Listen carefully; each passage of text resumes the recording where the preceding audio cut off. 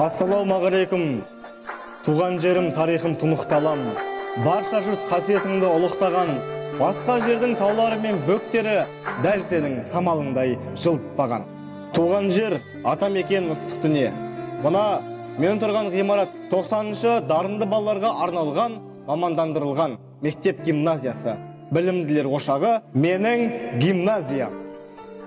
Алдарыңызда Қазақстан балалары шексіз әлемде атты балалар киносының республикалық фестиваліне қатысушы 9-шы сынып оқушысы Абдихай Жанболат Баубекұлы. Осы білім ошағы Асар мөлтек ауданында орналасқан.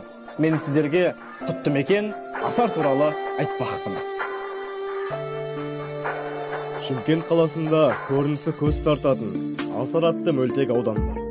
Қаз-қатар салынған үйлер мен таза көшелері. Асар халқы ұлттық үлгі өнеге, салт дәстүр, әдет ғұрып, қазақи жөн жобаларды берік ұстаған халық. Адамның жаны шалқып, тәні балқып, рахат табатын жері десем адаспаймын. Ауыл аймағында өндірісі қызып жатқан зауыттарда еңбек етіп жатқан адамдарға қарап көзің тояды. Қазіргі таңда Асар шағын ауданында 19 мыңға тарта халық тату-тәтті, берекелі тіршілік етіп жатыр. Аудан атының бұлай аталуының да өз себебі бар.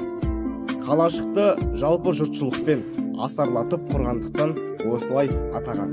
2011-2012 жылы ауданда 3 бірдей 180 орындық балабақша жұмыс атқарды. Сонымен бірге 1200 балаға арналған 2 мектеп бой көтерген.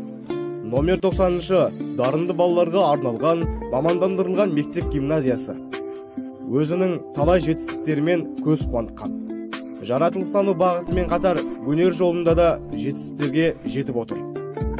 Айта кетерлік, Орта Азияның мектептерінде бұрын соңды болмаған құбылысты жасап, талайды тамсандырған болатын.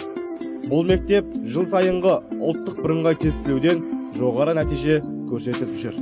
Сонымен бірге, соңғы 3 жыл қатарынан 100 үздік мектептер қатарына ілікті. 546 оқушы мемлекеттік грант иегері болды. 69 оқушы алтын белгі, ал 41 үздік аттестат иегері шықты. Ауданның көркіне көрік қосып, сәнін келтіріп тұрған аллеялар қандай десеңізші. Айтпақшы, бұл аллеядағы мүсіндердің де өзіндік мәні бар.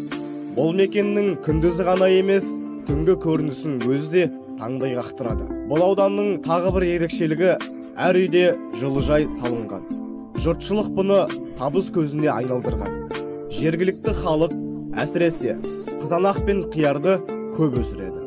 Сонымен қатар, Асар шағын ауданында 3 өндіріс орындары жұмыс істеп тұр. Көрдіңіздер ме?